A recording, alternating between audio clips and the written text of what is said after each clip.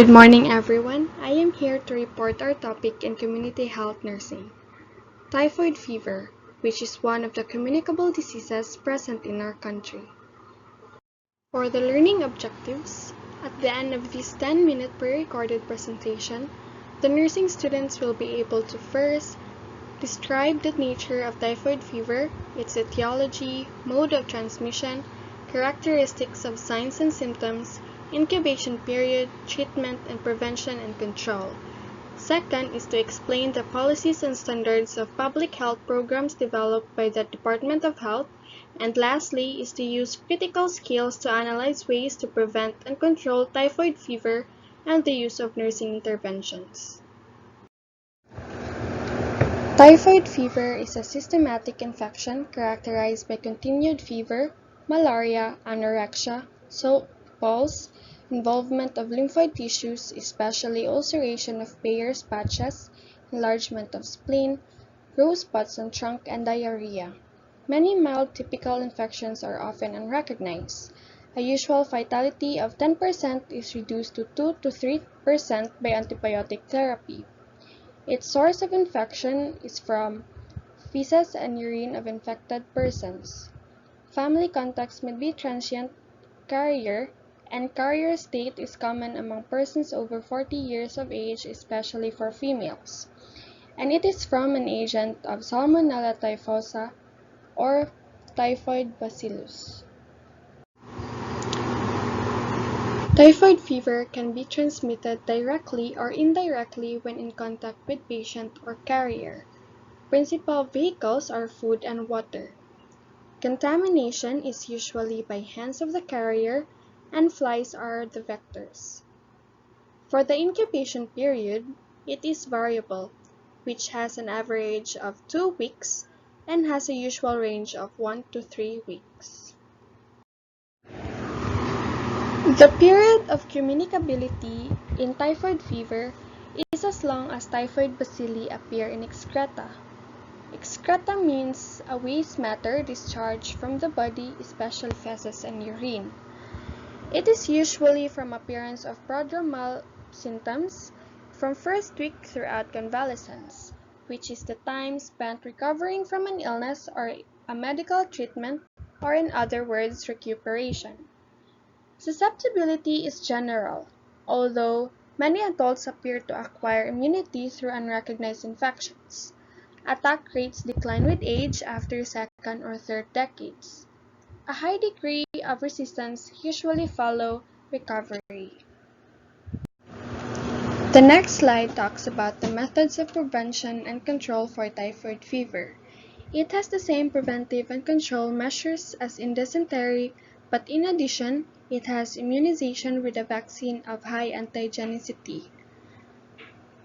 So first is the sanitary disposal of human feces as to promote cleanliness and free from bacteria and germs.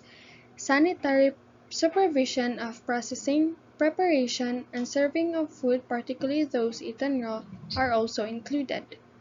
Adequate provision for safe washing facilities for the promotion of a clean and safe environment, and also correct the hygiene and sanitation practices. For the continuation of methods in prevention and control in typhoid fever, flight control and screening protocol is included in order to protect the food against contamination. Protection of purified water includes water supplies and construction of safe prefi, also to protect the water against contamination. And lastly is the reporting, isolation, and personal precautions. Reporting to a local health officer when signs and symptoms are present, isolation of patient during acute illness, and rigid personal precautions by the attendants.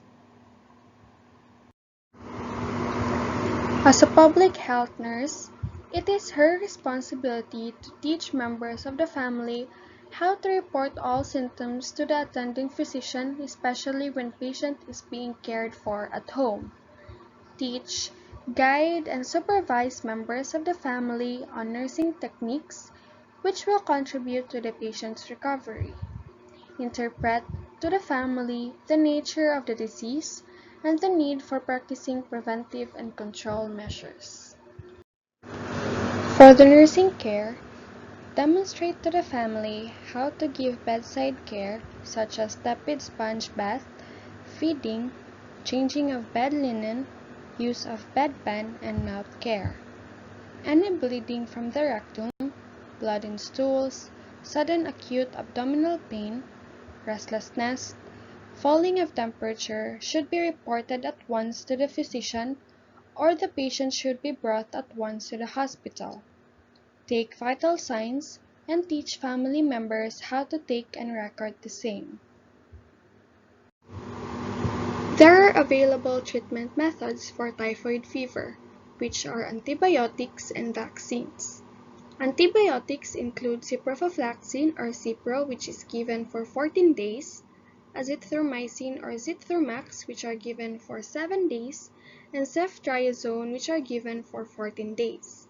It can be given intravenously for severe patient of typhoid fever and per ORM if patient is able to tolerate oral medications. For vaccines, it can be oral and injectable.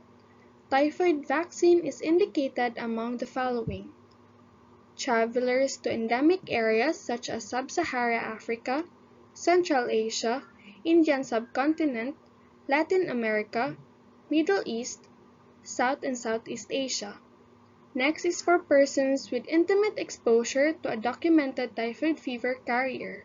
And lastly are for laboratory workers routinely exposed to cultures of Salmonella serotype typhi or specimens containing these organisms. To reduce the number of typhoid fever cases in the Philippines, the Department of Health launched a program about the Food and Waterborne Diseases Prevention and Control Program. It referred to the limited group of illnesses characterized by diarrhea, nausea, vomiting with or without fever, abdominal pain, headache, and or body malaise. These are the spread of acquired through the ingestion of food or water contaminated by disease-causing microorganisms such as bacterial or its toxins, parasitic, and viral.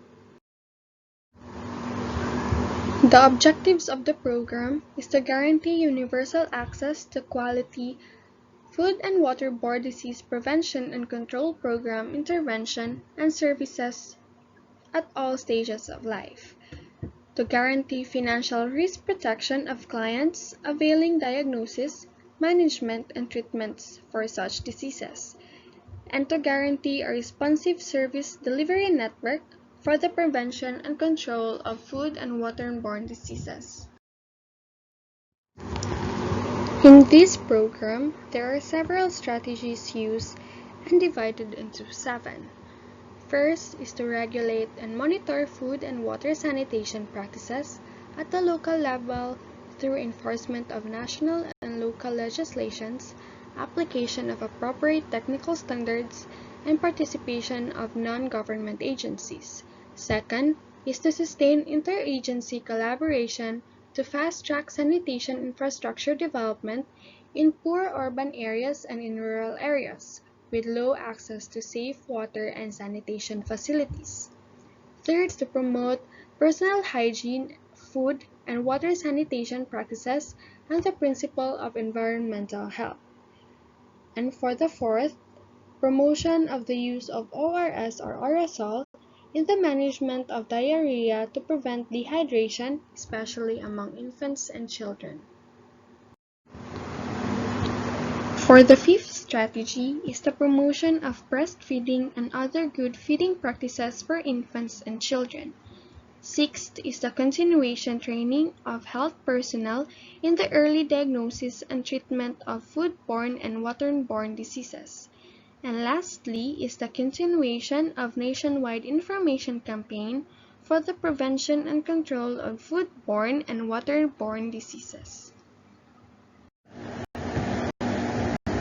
That's all for the topic of typhoid fever as a communicable diseases. And for more information, please don't hesitate to read more on the book reference for the topic under communicable diseases. Thank you and God bless.